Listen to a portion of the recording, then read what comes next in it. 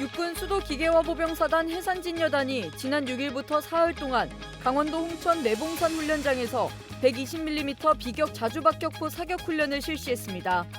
훈련에선 로봇 구동부와 네트워크로 모든 과정이 자동화된 120mm 비격 자주박격포 12문이 동시에 포탄을 쏟아부으며 표적을 초토화했습니다.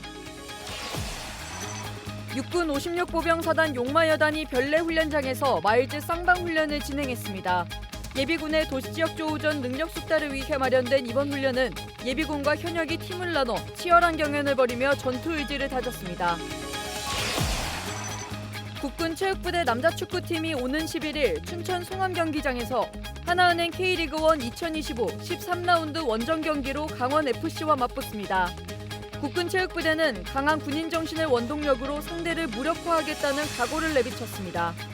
이번 주말 안방을 뜨겁게 달굴 국군 체육부대의 경기는 KFN에서 생중계될 예정입니다.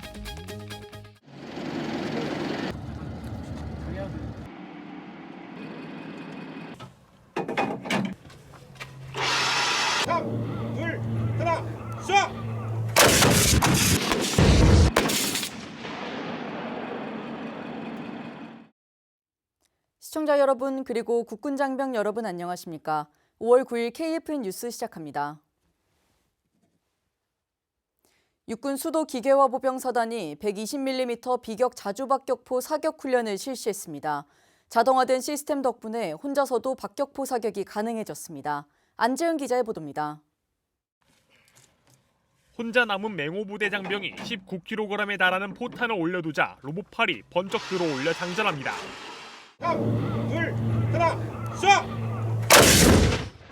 구경 120mm에 달하는 거대한 박격포를 2분을 채 넘기지 않고 방열부터 사격까지 마칩니다. 로봇 구동부와 네트워크로 모든 과정이 자동화된 비격 자주박격포의 성능 덕분입니다. 육군 수기사 해산진 여단 장병과 120mm 비격 자주박격포 12문이 투입된 이번 훈련. 기존 4.2인치 박격포가 달린 K242에 비해 강력해진 장비인 만큼 장비의 특성을 정확히 익혔습니다. 비격 자주박격포에는 추진부 조립체가 달려있어서 기존보다 더 멀리 그리고 정확하게 목표를 맞출 수 있습니다. 탄피 대신 달린 추진부 조립체는 더 많은 추진력을 확보해 사거리를 늘렸습니다. 포탄이 강선으로 회전하며 날아가는 만큼 발사 즉시 분리돼 탄도의 안정성을 높였고 더 정확한 명중률을 확보했습니다. 기존 축사탄과 달리 연습탄 내부에 TNT가 충전돼 실제 포금을 확인할 수 있어 실전성을 확보했습니다. 포탄 사격에 굉장히 많은 시간이 소요됐지만 이 비격 자동화 박격포 같은 경우는 기동하면서 이제 임무가 떨어지면 언제든 사격 태세를 유지할 수 있는 점이 가장 발전된 점이라고 생각합니다. 비격 자주박격포 완전 전력화 이후 처음 진행되는 훈련인 만큼 실전 상황에서 생길 수 있는 다양한 상황에도 대비했습니다. 훈련하며 겪은 상황과 결과도 꼼꼼히 기록해 체계 운용법과 개선 사항도 분석해 나갔습니다. 부대는 앞으로 비격 자주박격포의 운용법을 계속 연구하며 발전시켜 나갈 계획입니다. KFN 뉴스 안재현입니다. 육군 56보병사단 용마여단이 현역과 예비역의 쌍방 교전 훈련을 진행했습니다. 예비역들은 몸이 기억하는 전술을 따라 현역과 치열한 전투를 펼쳤습니다. 현장에 신소진 기자가 다녀왔습니다. 예비군 화이팅! 현역 화이팅! 하얀 방탄모에 육군 제56보병사단 용마여단 장병들이 디지털 무늬 방탄모를 쓴 강북대대 예비군을 상대로 가슴이 웅장해지는 한판 승부를 펼쳤습니다. 종목은 도시지역 시가지 모의 전투. 대한민국 예비역의 저력과 현역의 명예가 맞붙었습니다. 평소 훈련으로 갈고 닦았던 실력을 대방출하고 전역한 지 오래됐지만 몸이 기억하는 마법 같은 몸동작을 펼칩니다. 치열한 교전 끝에 현역팀이 승리했습니다. 짧은 시간이었지만 현역들과 맞붙으면서 큰 동기부여가 됐습니다. 기동대원이라는 자부심과 내가 소집되었을 때 우리 지역에서 반드시 싸워 이길 수 있다는 자신감을 얻을 수 있었습니다. 이번 훈련은 예비역 장병들의 도시지역 조우전 능력 숙달을 위해 마련됐습니다. 최근 전쟁 양상에서 예비군의 중요성이 강조되면서 부대는 현역 장병과의 경연으로 훈련 동기를 부여했습니다. 오늘 뭐 짧은 시간이지만 그래도 오랜만에 옛날 현역 때 기분을 조금이라도 느끼실 수 있었다면 그것만으로도 오늘 훈련 효과는 충분했다고 생각하고 둘 다 윈윈하는 아주 즐겁고 행복하고 의미 있는 시간이었던 것 같습니다. 기존 작전 지역 도보답사 위주 훈련에서 이번에 마일즈 장비를 착용하고 교전하는 쌍방 훈련으로 보강해 실전성을 대폭 강화했습니다. 이번 쌍방 교전 훈련을 통해 강북구 기동대 소집 시 내 지역, 내 가족을 지킬 수 있다는 확신을 갖게 되었습니다. 수도 서울과 지역의 안정을 위해 우리 용마여단과 강북대대는 예비군들과 늘 창끝에서 최선을 다하겠습니다. 치열한 전투를 벌였던 현역과 예비역 장병들은 훈련이 종료된 후 강북구청에서 지원한 시원한 음료를 마시며 전우회를 다졌습니다. 부대는 앞으로도 상비 예비군을 확대해 구 기동대용 감시정찰 드론을 확보하는 등 예비군 정예화를 위해 노력해 나갈 예정입니다. KFN 뉴스 신소진입니다. 국방부 유해발굴 감식단이 어버이날을 맞아 6.25 전사자 얼굴복원 사업의 첫 번째 성과를 공개하고 호국 영웅의 표준 영정을 유가족에게 전달했습니다. 현장에는 복원된 영정을 보며 눈시울을 붉힌 가족들도 함께했습니다. 백재훈 기자입니다. 영정을 덮고 있던 태극기가 걷히고 국가를 위해 희생한 고 송영환 일병의 모습이 공개됩니다. 전쟁의 비극으로 인해 생전의 사진도 남아있지 않아 보고 싶어도 떠올릴 수 없었던 그리운 아버지. 고인이 국가를 위해 입대를 자처했던 1950년 2살이었던 딸은 75년이 지나 마주한 아버지의 얼굴 앞에서 오열하며 태어나 처음으로 아버지께 흰색 카네이션을 드립니다. 이분이었구나 이런 생각을 순간으로 했습니다. 아, 내 아버지가 이렇게 영광스럽게 조국에서 산하하셔서 저한테 이런 영광을 또 주시는구나. 고 송영환 일병은 국군 구사단 소속으로 6.25 전쟁에 참전했으며 지난 2013년 강원도 동해시 망상동에서 유해가 발굴됐습니다. 두개골의 보존 상태가 양호했던 고인의 유해는 지난해 6월 국유단과 국가수의 업무 협약을 통해 6.25 전쟁 전사자 중 첫 얼굴 복원 대상으로 선정됐습니다. 얼굴 복원은 컴퓨터 단층 촬영을 진행한 뒤 최초 두개골 상태에서 근육을 하나하나 붙여가는 작업으로 진행되는데 과거 사례를 비춰봤을 때 복원 수준은 매우 높은 것으로 평가되고 있습니다. 국유단 관계자는 앞으로 더욱 많은 유가족이 호국 영웅의 얼굴을 기억할 수 있도록 최선의 노력을 다할 것이라 밝혔습니다. 신원확인 가능성이 높으시고 얼굴뼈가 온전하게 남아있고 국군 전사자라고 판단되는 유해들에 대해서는 지속적으로 얼굴 복원을 시도해서 유가족분들에게 영정사진을 전달하는 일들을 추진하려고 하고 있습니다. 흙 속에 묻혔던 영웅이 다시 세상의 빛을 보기까지 62년, 신원 확인까지 11년, 그리고 11개월이 더 지난 뒤 생전의 얼굴을 되찾은 순간. 유해 발굴과 유가족 시료 채취, 얼굴 복원 사업까지 많은 사람의 노력 끝에 고인의 2차원 표준 영정은 사랑하는 외동딸의 품에 안겼습니다. 75년의 세월이 지난 어버이날에 그리운 아버지께 카네이션을 놓아드린 기적 같은 이야기. 그 기적을 이어나가기 위한 국방부 유해 발굴 감식단의 노력은 계속됩니다. KFN 뉴스 백재용입니다. 현지 시간으로 7일 러시아 모스크바에 도착한 시진핑 중국 국가주석은 푸틴 러시아 대통령과 반년 만에 대면해 정상회담을 했습니다.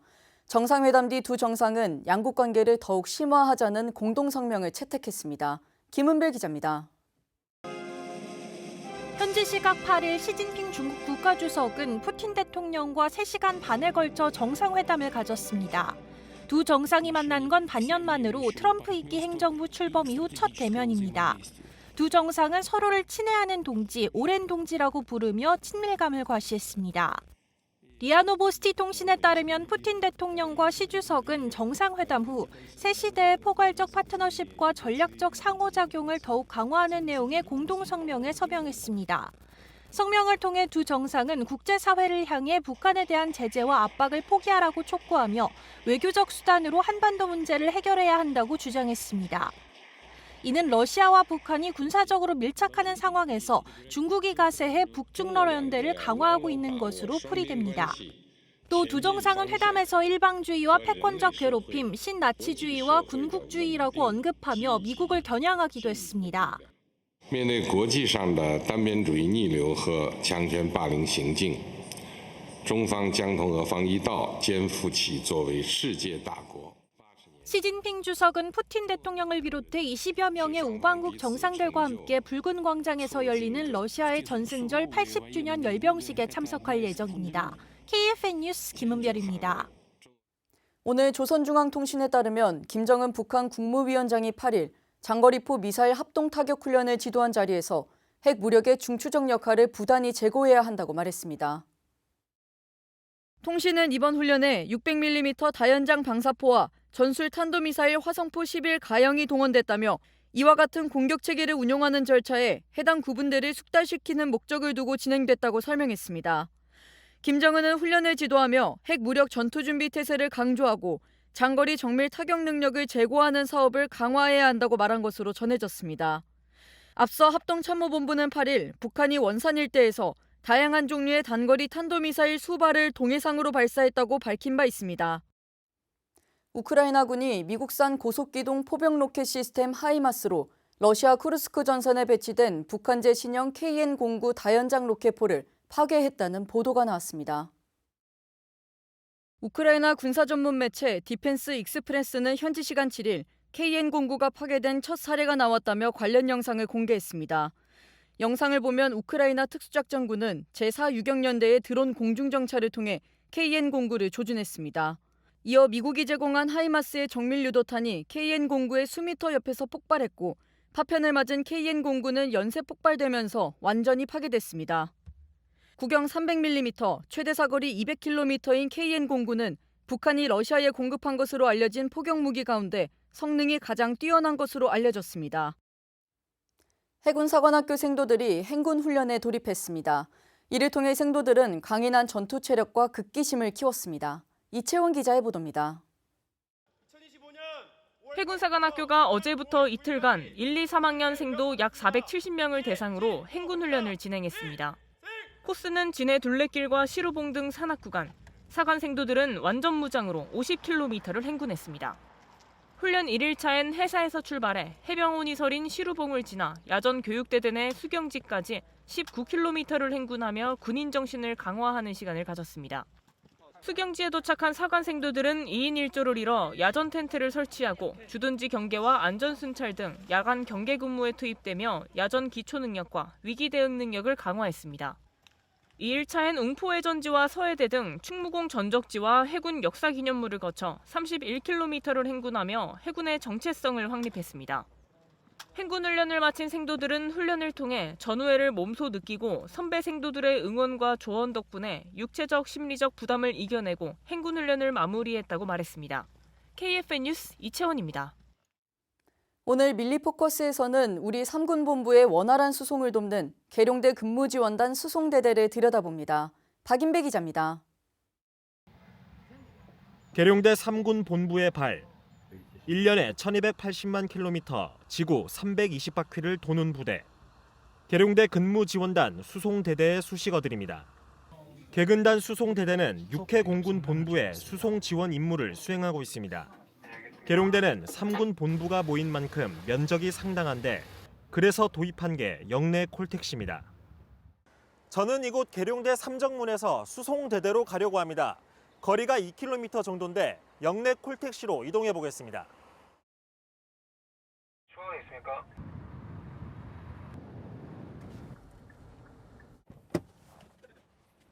걸어서 30분 정도 걸리는 거리를 단 6분 만에 편안하게 왔습니다. 콜택시는 계룡대 근무자들의 출퇴근과 업무상 이동을 돕고 있습니다. 운행 횟수가 하루 평균 170건에 이릅니다.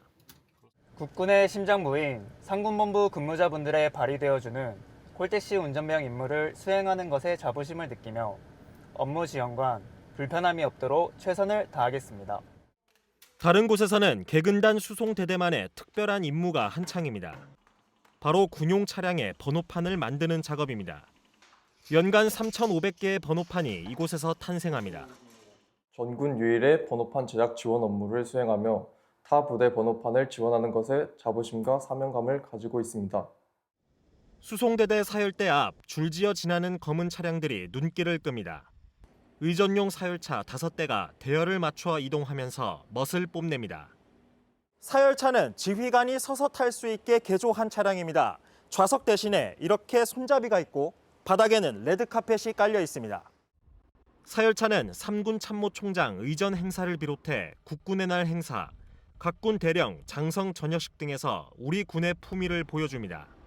저희 사열차 운전병들은 사열차에 탑승하시는 모든 분들께 최고의 예우를 다한다는 자부심을 가지고 있으며 그 품격에 걸맞는 운전으로 국군의 위상을 드높이고자 합니다. 개근단 수송대대는 지난해 우리 군에서 처음으로 교통안전공단에 안전운전 인증제를 도입했습니다. 이를 통해 사고율은 이전보다 절반 가까이 줄었고 부대는 안전운전 인증 최우수 기관에 선정되기도 했습니다. 최상의 수송 지원 체계를 구축해 나가는 계룡대 근무지원단 수송대대. 각군 본부의 작전 수행을 뒷받침하기 위한 노력은 계속됩니다. 밀리포커스 박인배입니다. 국군체육부대 남자축구팀이 이번 주말 강원FC를 상대로 승점 사냥에 나섭니다. 9일 국군체육부대에 따르면 오는 11일 춘천 송암 스포츠타운에서 강원FC와 하나은행 K리그1 2025 13라운드 원정 경기를 치릅니다. 지난 8, 9라운드 패배로 첫 연패를 당한 국군체육부대는 지난 광주전 아쉬운 패배를 달래기 위해 강원을 상대로 승점을 챙긴다는 각오입니다. 지난 3월 열린 6라운드 경기에서 국군체육부대는 슈팅 숫자 15대 7로 강원을 압도하고 이동경의 결승골을 앞세워 승점을 챙긴 바 있습니다. 오는 11일 저녁 7시부터 펼쳐지는 경기는 국내 유일 국방안보 전문 채널 KFNTV에서 생중계합니다. KFNTV는 KT 지니TV 101번, SK 브로드밴드 BTV 263번, LG U+TV 244번, 그리고 위성TV 스카이라이프 163번과 전국 케이블 방송에서 시청할 수 있습니다.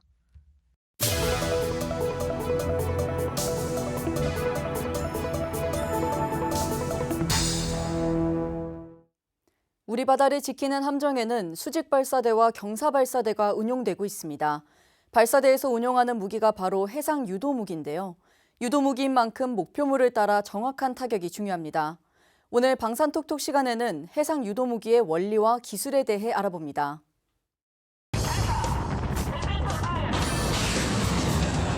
좀 더 내륙 깊숙한 곳에 파괴할 수 있는 위력을 가진 미사일이 체계 개발에 착수했습니다.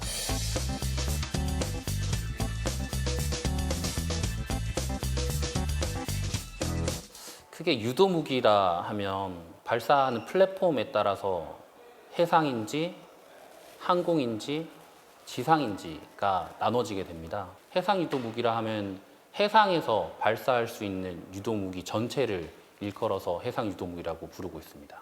함정에서 발사하는 유도무기는 표적에 따라서 달리 운용하고 있습니다. 크게 세 가지로 좀 분류할 수 있는데 함대함 미사일, 함대지 미사일, 함대공 미사일 크게 세 가지로 분류할 수 있습니다. 유도무기 유도 방식은 크게 유도 주체에 따라서 세 가지로 분류할 수 있습니다. 첫 번째는 능동 유도 방식이라고 할 수 있는데 이 방식은 미사일 자체의 탐색기가 목표를 탐지하고 추적하는 방식이고 함정에서는 발사 이후에 미사일을 추가적으로 유도하지 않는 파이어 앤 포겟이라는 방식으로 부르고 있는 방식이라고 할 수 있고 두 번째는 반능동 방식입니다. 반능동 방식은 함정이나 다른 플랫폼에서 표적을 끝까지 추적을 해서 미사일에게 정보를 주고 미사일이 최종 단계에서 표적을 탐색기를 통해서 추적을 하면서 타격하는 방식을 반능동 방식이라고 할 수 있고 또 마지막엔 이 두 가지를 조합한 복합 유도 방식 이 세 가지로 분류할 수 있습니다. 미국 함정에서 육상을 공격하는 토마호크 미사일이 보통 액티브 방식의 능동 방식의 유도를 하고 있습니다. 함정에서 항공기를 요격할 때 함정 레이더가 표적을 항공기를 끝까지 추적을 하고 있습니다. 그 추적 정보를 미사일에게 주고 그 미사일은 그 추적된 표적의 위치 자료를 가지고 최종적으로 타격하게 되는 방식인데 함정에서 대공을 타격하는 미사일이 반능동 방식이나 복합유도 방식이라고 부를 수 있습니다. 우리나라에서 개발된 유도무기 중에 능동 방식의 대표적인 유도무기는 함대함을 공격하는 해성을 개량해서 함대지 미사일로 활용하고 있는 해룡이 대표적인 미사일이 될 수 있습니다. 현재 해군에서 운용 중인 반능동 방식의 미사일은 SM-2 미사일이 대표적인 미사일이고 관련 성능이 유사한 미사일을 최근에 개발에 착수했습니다. 함대공 유도탄 2라는 국산 유도 무기인데 SM2와 동일하게 함정에서 중간 유도를 해주고 최종 단계에서 함정이 알아서 타격을 하게 되는 반능동 방식을 가지고 있습니다. 그 차이들은 여러 가지 상황에 따라서 다를 수가 있긴 한데 결국엔 표적의 차이에 따라서 달라질 수 있을 것 같습니다. 우리가 함대지 미사일은 육상의 벙커를 타격 목표로 하거나 이동하는 물체를 타격 목표로 하는데 그만큼 해상에서 항공기나 미사일, 함정을 타격하는 것보다는 좀 더 화력이 큰 유도 미사일이 필요한데 그거에 따른 탄두를 채용하기 위해서는 좀 더 다른 미사일이 개발되어야 됩니다. 반면에 함정에서 항공기를 타격할 때는 좀 더 가볍고 빠른 미사일을 만들어야 되는데 그거에 따라서 미사일이 달리 개발되기 때문에 공통된 미사일로 다른 각각의 표적을 타격하는 데는 어느 정도 제한 사항은 있습니다. 하지만 좀 더 다목적이라고 설명을 드릴 수 있다라면 우리나라에서 개발한 혜성이라는 유도무기는 처음엔 항공기와 미사일을 요격하기 위해서 개발이 되었지만 함정을 공격할 때도 어느 정도 위력을 가질 수 있다라고 판단하기 때문에 함정을 공격할 수 있는 기능까지 포함해서 개발이 완료되었습니다. 해군에서는 함정이나 미사일 요격뿐만 아니라 함정 공격용으로도 사용할 수 있도록 운용하고 있습니다. 해상 유도 무기는 기존의 함정 전투 체계 종속적일 수밖에 없는 상황입니다. 해군 전투 체계가 예전에는 외산 전투 체계를 많이 쓰다 보니까 유도 무기 자체도 외산 무기 체계를 쓸 수밖에 없는 상황이었습니다.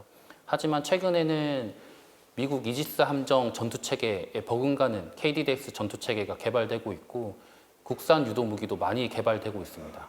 현재 국가연을 포함해서 업체에서도 국산 유도 무기를 열심히 개발하고 있고 전투 체계 포함해서 기술 수준을 높여가고 있기 때문에 국민 여러분들의 많은 성원과 지지를 해주시면 우리 관계자 여러분들이 좀 더 힘을 내서 명품 유도 무기를 만들 것 같습니다. 많이 응원해 주십시오. 이어서 오늘의 국방단신 전해드립니다.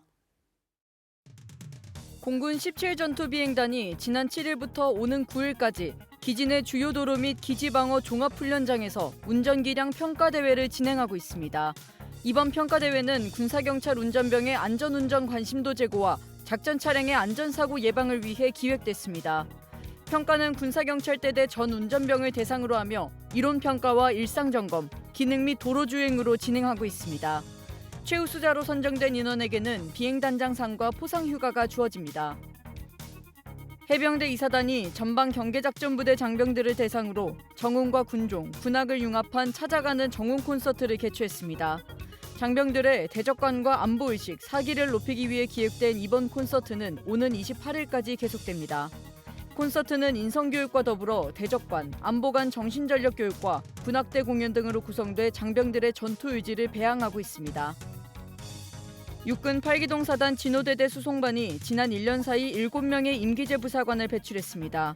이는 수송반 규모와 복무 중인 병사 수를 비교했을 때 매우 높은 부사관 전환율이며 대대가 지난 3년간 배출한 임기제 부사관 수가 13명이라는 점을 고려했을 때 더욱 괄목할 만한 성과로 평가됩니다.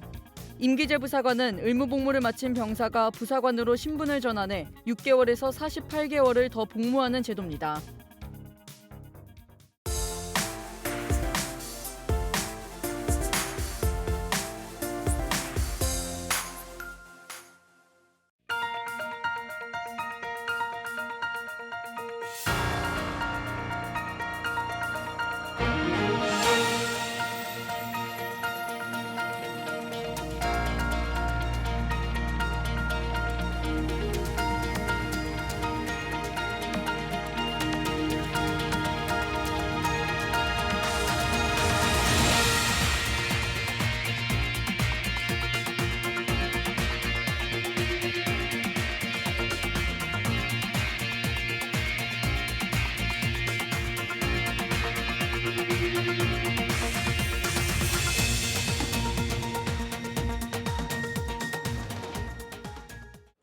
오늘 수료식은 특별하게도 어버이날의 수료식을 하게 되었습니다.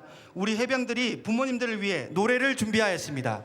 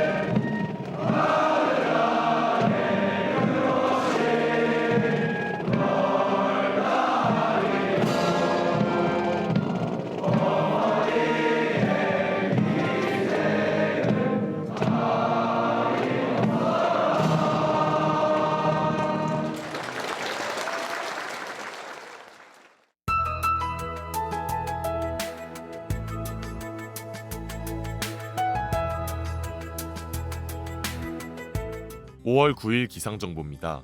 오늘 전국 하늘이 비구름에 가려졌습니다.